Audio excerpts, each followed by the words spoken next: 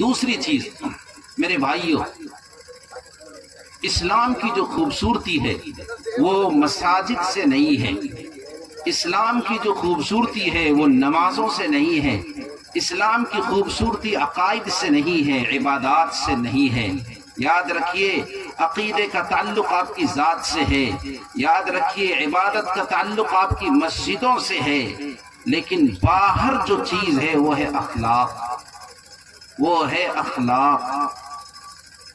اسلام کی پوری تعلیمات کو اگر جمع کیا جائے، عقائد، عبادات، معاملات، معاشرت اور اخلاق، تو دو حصہ ادھر ہے عقائد کا اور عبادات کا، بقیہ تین حصے باہر کے ہیں، تین حصے باہر کے ہیں۔ آپ جن کے پڑوس میں رہتے ہیں، جن کے ساتھ رہتے ہیں، آپ کا برتاؤ ایسا ہونا چاہیے کہ آپ کے اخلاق سے وہ متاثر ہو جائے۔ آپ یاد کیجئے ان زمانوں کو کہ صحابہ کرام رضوان اللہ علیہم اجمعین جہاں کہیں بھی کسی ملک میں گئے، سامنے والے ان کی زبان نہیں سمجھتے تھے، یہ ان کی زبان نہیں سمجھتے تھے، ایسے اخلاق انہوں نے پیش کیے کہ سب کے سب اس دین میں داخل ہو گئے، اور داخل ہی نہیں ہوئے بلکہ انہوں نے اپنی تہذیب بدل دی، اپنی زبان بدل دی، اپنی شناخت بدل دی۔ آج مصر ہے، لیبیا ہے، شام ہے، الجزائر ہے، تیونس ہے، اور دیگر جو علاقے ہیں جہاں عربی زبان بولی جاتی ہے، آپ تاریخ اٹھا کر کے دیکھیں ان علاقوں میں عربی نہیں بولی جاتی تھی، اس کے باوجود صحابہ نے ایسے اخلاق پیش کیے اور لوگ ان کے اخلاق سے اور کردار سے اس طرح سے متاثر ہوئے کہ انہوں نے اپنے آپ کو اس میں ڈھال لیا۔ لیکن ایک ہم ہیں کہ ہمارے اخلاق ایسے ہیں کہ پڑوسی کو ہماری وجہ سے تکلیف ہے۔ اللہ کے نبی نے فرمایا لا یؤمن احدکم حتی یأمن جارہ بوائقہ، کہ وہ شخص مومن ہو ہی نہیں سکتا جس کا پڑوسی اس کے شر سے اور اس کی پریشانی سے محفوظ نہ رہے۔ ہر پڑوسی دوسرے پڑوسی سے پریشان ہے، اس کے یہاں کوڑا کرکٹ ڈال دیتا ہے، اپنا بیل اس کی جگہ پہ باندھ دیتا ہے، اپنی جگہ کے بجائے اس کی جگہ کو قبضے میں رکھتا ہے، اور اس کے بچوں کو گالی گلوچ کرتا ہے، خواتین اپنے انداز سے گالی گلوچ کرتی ہے، جس کی وجہ سے آپس میں ناچاقی ہوتی ہے۔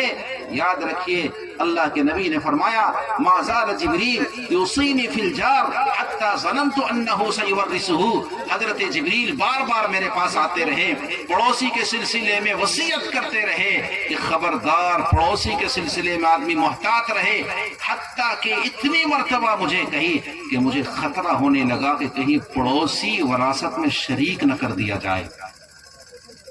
اس طریقے سے بال بچوں کو وراثت ملتی ہے باپ کے مرنے کے بعد، تو ہمیں خطرہ ہوا کہ کہیں ایسا نہ ہو کہ ہمیں کہ پڑوسیوں کو بھی اللہ تبارک و تعالی وراثت میں حصہ دے دیں۔ اتنے حقوق ہیں پڑوسیوں کے۔ اس لیے اللہ کے نبی کی حدیث ہے، آپ نے فرمایا کہ دیکھو نافع بنو، نفع پہنچاؤ، فَإِن لَّمْ أَفْعَلْ، ایک صحابی نے پوچھا یا رسول اللہ اگر میں یہ نہ کر سکوں تو آپ نے فرمایا کہ پھر یہ کرو، آپ پھر کہا تُعِينُ صَانِعًا أَوْ تَصْنَعُ لِأَخْرَقَ، یہ پوری روایت ہے، وہ روایت بھی لمبی ہے۔ تو اللہ کے نبی نے فرمایا کہ بھائی نفع پہنچاؤ، کسی کو نفع پہنچا سکتے ہو تو نفع پہنچاؤ۔ اس نے کہا یا رسول اللہ فَإِن لَّمْ أَفْعَلْ، اگر میں یہ نہ کر سکوں، آپ نے فرمایا تدع من شرک، دیکھو تم اپنے شر سے دوسرے کو بچا لو۔ یہ تو کر سکتے ہو نا کہ میری ذات سے دوسرے کو تکلیف نہ ہو۔ المسلم من سلم المسلمون من لسانہ و یدہ، مسلمان وہ ہے کہ جس کی زبان سے، جس کے ہاتھ سے دوسرے لوگ محفوظ رہے۔ آخر وہ مسلمان ہی کیسا ہے کہ جس کی زبان سے، جس کے ہاتھ سے، جس کے پیر سے دوسرے لوگ محفوظ نہیں ہیں؟ اسلام کی جو تصویر آپ باہر پیش کرتے ہیں وہ اسلام کی تصویر نہیں ہے۔ اپنے اخلاق کو آپ بدلیں، وہ اخلاق حاصل کریں جو نبی صلی اللہ علیہ وسلم کے اخلاق تھے۔ وَإِنَّكَ لَعَلَىٰ خُلُقٍ عَظِيمٍ، نبی اخلاق کے اعلیٰ نمونہ پر تھے۔ یاد رکھیے نبی نے جو مسکرایا ہے، مسکرانے کا جو انداز تھا، دنیا کا کوئی انسان ایسا مسکرانا پیش نہیں کر سکتا۔ نبی نے کھانے کے جو آداب بتائے ہیں، جو طریقہ بتائے ہیں، جو جس طریقے طریقے سے آپ نے کھانا کھایا ہے، دنیا کا کوئی ڈاکٹر اور دنیا کا کوئی طبیب اس طرح کے کھانے کا طریقہ بیان نہیں کر سکتا۔ نبی صلی اللہ علیہ وسلم نے جس طرح سے سویا ہے اور سونے کا جو طریقہ بتایا ہے، دنیا کا کوئی سائنسداں اس کو حل نہیں کر سکتا، اور اس طریقے سے یا اس سے افضل طریقہ نہیں بتا سکتا ہے۔ زندگی گزارنے کا جو طریقہ ہمارے نبی نے بتا دیا، اس سے افضل طریقہ دنیا پیش کرنے سے قاصر ہے۔ اس لیے ضرورت اس بات کی ہے کہ ہم نبی کی سیرت کو پڑھیں، نبی کے طریقے کو پڑھیں، تعلیمات کو پڑھیں اور اس کے مطابق اپنے آپ کو ڈھالنے کی کوشش کریں۔ خاص طور سے اسی لیے میں نے کہا آپ سے کہ اصل ہے کہ ہمیں اخلاق پیش کریں۔ عقائد آپ کے ذات کی چیز ہے، عبادت آپ مسجدوں میں کرتے ہیں، اس سے اسلام کی صحیح تصویر سامنے نہیں آتی ہے۔ اصل یہ ہے کہ انسان اخلاق کے اعتبار سے، معاملات کے اعتبار سے، زندگی گزارنے کے اعتبار سے اچھا ہو جائے، اپنے بال بچوں کے ساتھ اچھا رہے، بیوی کے ساتھ برتاؤ اچھا رہے، اور پڑوسیوں کے ساتھ اچھا برتاؤ رہے۔ یہ نہیں ہے کہ وہ ہندو ہے یا مسلمان ہے یا سکھ ہے یا عیسائی ہے، کچھ نہیں ہے، صرف پڑوسی ہونے کی بنیاد پر اس کا حق موجود ہے۔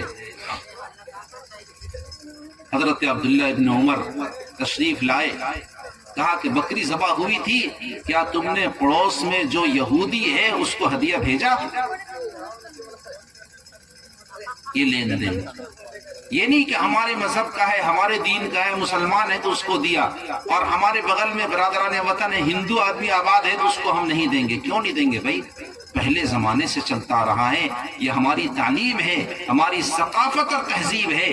عید میں ان کے یہاں ہم نے بھیج دیا، دیوالی میں انہوں نے ہمارے یہاں بھیج دیا، یہ تہذیب تھی، یہ چلن تھا، اور یہ بہت عمدہ تھا، بھائی چارہ کی مثالیں تھی، ایک دوسرے سے ملتے تھے، ایک دوسرے سے سمجھتے تھے۔ اس کو برقرار رکھنے کی ضرورت ہے، اور میری ذات سے کسی کو تکلیف نہ ہو، ہمیشہ اس عہد کے ساتھ اور اس پابندی کے ساتھ زندگی بسر کرنے کی ضرورت ہے۔